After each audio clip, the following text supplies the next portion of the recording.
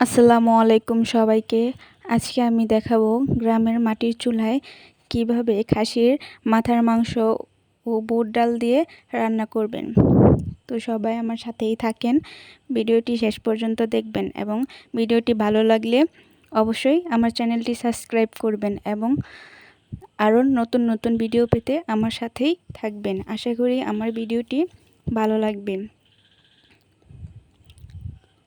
তো আমার এই রেসিপির জন্য হাফ কেজি বুটের ডাল ও 1 কেজি খাসির মাথার মাংস লাগবে।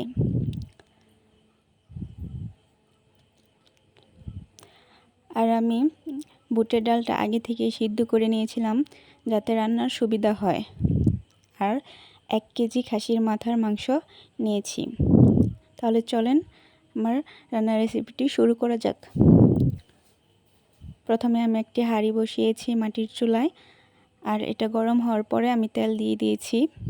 সয়াবিন তেল দিয়ে দিলাম। তেলটা গরম হওয়ার পরে আমি 1.5 চা চামচ রসুন বাটা দিয়ে দিয়েছি। রসুন বাটা যতক্ষণ না পর্যন্ত কালার আসতেছে ততক্ষণ পর্যন্ত এটা ভাজতে থাকবো। আর এই রেসিপিটি রান্না করার জন্য আরও অনেক কিছু মশলা অ্যাড করতে হবে।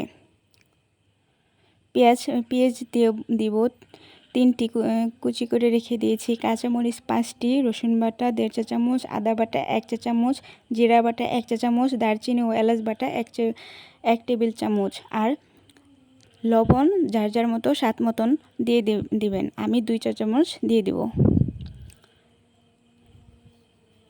পেঁয়াজটা হালকা কালার আসার পর্যন্ত আমরা ভাজতে থাকব। রসুনের কালারটা আসতেছে, কিছুক্ষণ নাড়তে থাকবো আর চুলার আঁচটা নরমাল রাখবো যাতে পুড়ে না যায়।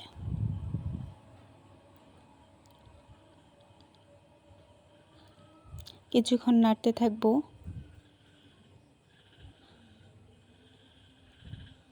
বেশি কালার এসে পড়েছে আর আমার রসুন বাটাগুলো একদম কালো কালো হয়ে গেছে, তাই একটু পানি দিয়ে দিয়েছি। এরপরে পেঁয়াজ কুচি দিয়ে দিলাম। 3টি পেঁয়াজ আমি কুচি করে রেখেছিলাম, ওইগুলো দিয়ে দিলাম। এরপরে কাঁচামরিচ দিয়ে দেব।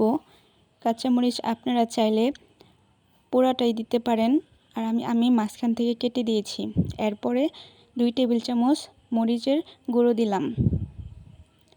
এরপর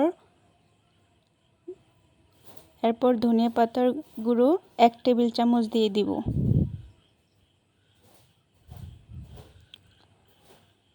এরপর দিয়ে দিব হলুদের গুঁড়ো 1 টেবিল চামচ আর লবণ 2 টেবিল চামচ। লবণ আপনারা স্বাদ মতো দিয়ে দিতে পারেন, আপনাদের ইচ্ছে মতো। আমি 2 টেবিল চামচ দিয়ে দিয়েছি। এরপর জিরা বাটা 1 টেবিল চামচ দিয়ে দিয়েছি।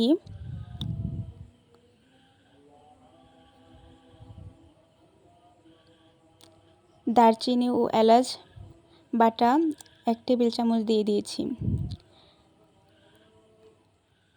আর দিয়ে দিব আদা বাটা 1 টেবিল চামচ।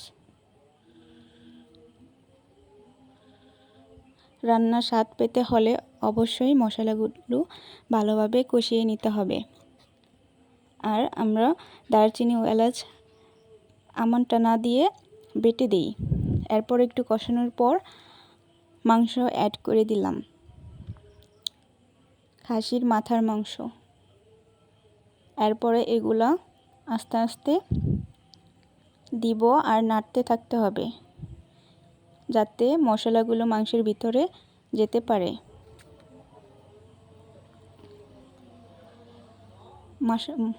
মাংসগুলো ভালোভাবে নাড়ার পর আমরা এটা 20 মিনিট ঢেকে রেখে দেব যাতে মাংসটা কষে যায়। তাই আমরা 20 মিনিট পরে আবার দেখাবো।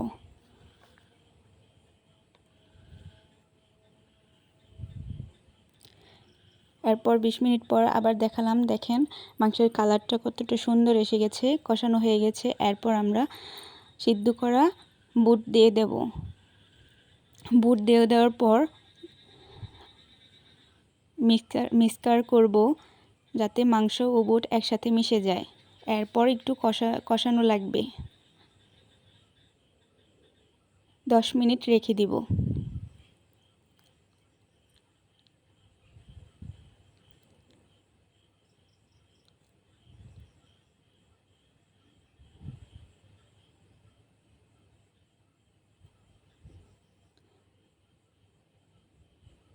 কষানোর জন্য ঢাকনা দিয়ে দিব।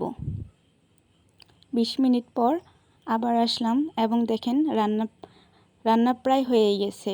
এখন এটাতে পানি অ্যাড করতে হবে যাতে আরেকটু সুস্বাদু হয় আর মাংসগুলো সিদ্ধ হয়ে যায়। তাই পানি দিয়ে দিতে হবে। আর আপনারা চেষ্টা করবেন গরম পানি দেওয়ার জন্য, ঠান্ডা পানি না দিতে। তাই আমি 1 কাপ গরম পানি দিয়ে দিলাম। আর একটু গরম পানি লাগবে, তাই আর 1 কাপ গরম পানি দিয়ে দিব।